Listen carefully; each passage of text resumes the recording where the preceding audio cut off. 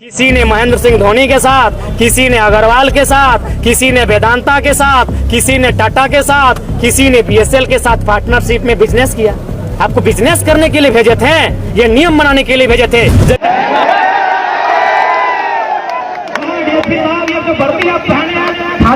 खाकी रंग की ये 1861 इंडियन पुलिस के दफ्तर को दिया गया है।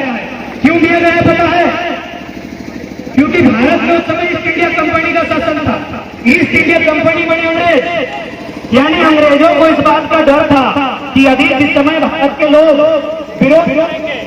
जबकि इसी क्षेत्र में कोयला है, आपका बागमारा में तमाम फैक्ट्रियां हैं, कल कारखाने हैं, सिंदरी में इतना बड़ा है, निरसा में तमाम आपके मैथेन है, पंचायत है, बोकारो में आपका वेदांता है, कहीं डालमिया है, यहीं आपका बीएसएल है। लेकिन हम अपना मेंबर ऑफ हाउस पार्लियामेंट के लिए आज तक नहीं चुन पाए। इसीलिए अब हमारा 24 का ये भी लक्ष्य होगा। लोगों ने आरोप लगाया कि आप लोग आंदोलन कर रहे हैं, अब नेता बनने की क्या जरूरत है, MP MLA बनने की क्या जरूरत है। तो हम लोग बोले कि सड़क में आप कितना भी आंदोलन करें, सड़क में कितना भी रखें, जब तक हाउस में आपकी बातों कोई नहीं रखे उसकी गरिमा नहीं बढ़ती। इसलिए हम लोग हाउस में जाएंगे, सारा चिट खोलेंगे, 1 बाय 1 चिट खोलेंगे कि आपका कहाँ जमीन है, कई गो अकाउंट है, उस जमीन की आबददार क्या है, सारा चिट खोलेंगे 24 में कि हमने MLA चुना था, MP चुना था या बिजनेस चुना था, कंपनी के दलालों को चुना था। विधानसभा चुनाव नवंबर में होगा और विशेषकर धनबाद बोकारो जो गर्म क्षेत्र कहा जाता है कोयला के कारण, वहाँ आग लगेगा और आग का कारण होगा तारकनाथ का टाइगर।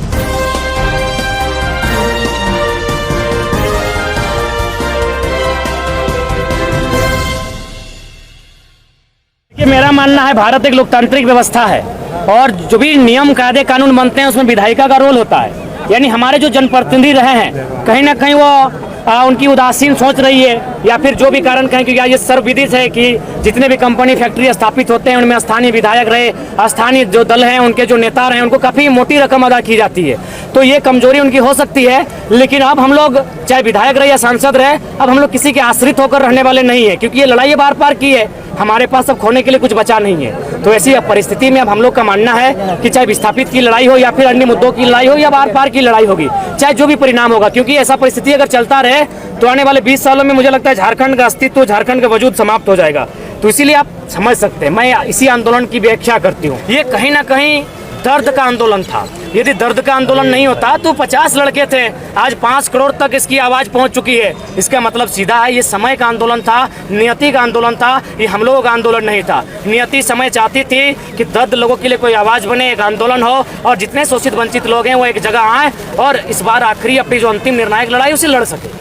बिहार तत्कालीन बिहार जब था तब DP महेश्वरी जो मुख्य सचिव थी, तो विस्थापितों के लिए 4th ग्रेड का जो है आरक्षण की बात उन्होंने किया था। जब से झारखंड विस्थापितों का वो अधिकार छीन गया, क्या मानते हैं आप? उन्होंने लूटा गैरों में कहा था। हाँ बिल्कुल, आपका ये कथन सही है कि अपनों ने लूटा गैरों में कहा दम तक। कुछ हमारे लोग भी दोषी हैं, दोषी चूँकि उन्होंने देखा निजी स्वार्थ। आज ऐसा नहीं कि BSL में आज जो हम लोग अप्रेंटिस के ही माध्यम से यहाँ इतने लोग आए हैं, तो ऐसा नहीं है। यहाँ हमें आने से पूर्व कई लोगों ने टेलीफोन किया कि आप इस मुद्दे पे मत आइए, अपने ही लोगों ने। तो कहीं ना कहीं आप बहुत सारे अपने लोग हैं जिनको काफ़ी मतलब धनराशि उनको दान दी जाती है या फिर उनको चंदा के रूप में दिया जाता है, उनको चुनाव लड़ने के लिए चंदा के रूप में जाता है, तो अपने लोग हैं। तो अब 23 सालों के झारखंड ने बहुत दुर्दशा को देखा है। अब अपने रहें या फिर कोई और रहे, अब हम लोग अपना शोषण नहीं सहेंगे। हमारी आवाज़ रहे, हमारे जो भी लड़ाकू हैं वो अब सामने आकर अपनी लड़ाई को लड़ेंगे, आर पार की लड़ाई लड़ेंगे। और फिलहाल हम लोग भी विधिवत लड़ेंगे, एक चरणबद्ध होकर लड़ेंगे, एक सीरीज में लड़ाई लड़ेंगे। क्योंकि आज अगर बात करें, ऐसा नहीं, बंगाल में भी जमीन अधिग्रहण हुआ है, उड़ीसा में भी हुआ है, बाकी प्रदेशों में होता है। आए दिन अडानी कंपनी चूँकि अभी हाईलाइटेड है, बहुत राज्यों में जमीन अधिग्रहण करती है, लेकिन वहाँ के लोग काफ़ी एकजुटता के साथ विरोध प्रदर्शन करते हैं, उस योजना को वापस करते हैं। और हमारे जो पश्चिम बंगाल की मुख्यमंत्री है माननीय ममता बनर्जी जी, वो भी टाटा नैनो ने जो जमीन अधिग्रहण किया था उसके खिलाफ आंदोलन करके आई थी। यानी सबसे प्रमुख कारण हमारे लोगों की एकजुटता का ना होना। मान के चले 84 गाँव, अगर हम एवरेज निकालते हैं एक गांव में 1000 आदमी तो 84,000 आदमी।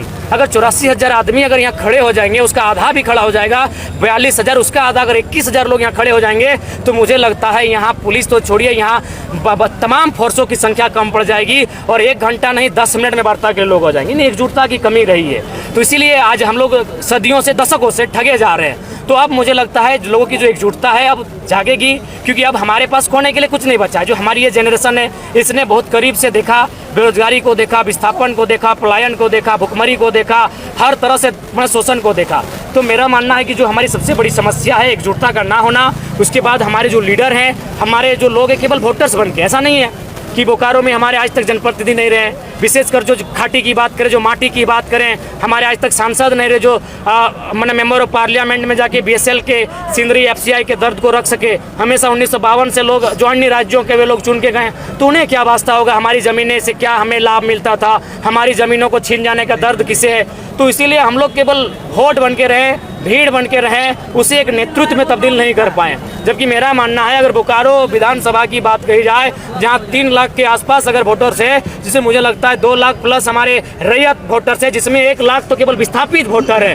केवल विस्थापित वोटर भी अगर एक जगह स्थापित हो जाए तो आंदोलन करने की नौबत नहीं आती, उनके बीच एक विधायक बन जाता और जीवन भर उनके लिए लड़ता। अगर एक दिन वो लड़ने के लिए आता तो अब तक इंसाफ मिल चुका था। तो हमें लगता है लोकसभा की बात करें जहाँ 18 से 20 लाख हमारी मतदान है, जिसमें हमको लगता है 12 से लगभग 15 लाख स्थानीय लोग वोटर के रूप में हैं, लेकिन आज तक अपना सांसद नहीं चुन पाते हैं। जबकि इसी क्षेत्र में कोयला है, आपका बागमारा में तमाम फैक्ट्रियां हैं, कल कारखाने हैं, सिंदरी में इतना बड़ा है, निरसा में तमाम आपके मैथेन है, पंचायत है, बोकारो में आपका वेदांता है, कहीं डालमिया है, यहीं आपका बीएसएल है, लेकिन हम अपना मेंबर ऑफ हाउस पार्लियामेंट के लिए आज तक नहीं चुन पाए। देखिए आज हम जितना आपके सामने बात को रख रहे हैं, बेहतर बात रख रहे हैं, सुनने वाले भी बेहतर हैं और आप लोग भी बेहतर लोग हैं, लेकिन हमें एक हाउस चाहिए जहां हम रख सके, जहां बात की गरिमा हो। तो वहां हमारे लोग चुन के नहीं जा रहे हैं। इसीलिए अब हमारा 24 का ये भी लक्ष्य होगा। लोगों ने आरोप लगाया कि आप लोग आंदोलन कर रहे हैं, अब नेता बनने की क्या जरूरत है, एमपी एमएलए बनने की क्या जरूरत है। तो हम लोग बोले कि सड़क में आप कितना भी आंदोलन करें, सड़क में कितना भी रखें, जब तक हाउस में आपकी बातों को कोई नहीं रखे उसकी गरिमा नहीं बढ़ती। इसलिए हम लोग हाउस में जाएंगे और जब जब वहाँ डिबेट होगा, जब जब हमें मौका मिलेगा अपनी बात को रखने का, हम लोग कभी बोकारो बीएसएल का बात रखेंगे, कभी एफसीआई सिंदरी का, तो कभी पंचायत डैम का बात रखेंगे, तो कभी डालमिया का, तो कभी आपका डीबीसी का बात रखेंगे। जयराम महतो और तमाम जो युवा हैं जो राजनीति का रण नहीं जानते हैं, नौसिखिए हैं, अभी भी नाक साफ करते दिखते हैं, इनको आपने न मौका दिया। आप अगर इस राज्य के हितार्थ के लिए, लोगों के दुख दर्द को हल करने के लिए अगर नियम बनाने की बात करते तो हम यहाँ तक आते ही नहीं। लेकिन आपने क्या किया? किसी ने महेंद्र सिंह धोनी के साथ, किसी ने अग्रवाल के साथ, किसी ने वेदांता के साथ, किसी ने टाटा के साथ, किसी ने बीएसएल के साथ पार्टनरशिप में बिजनेस किया।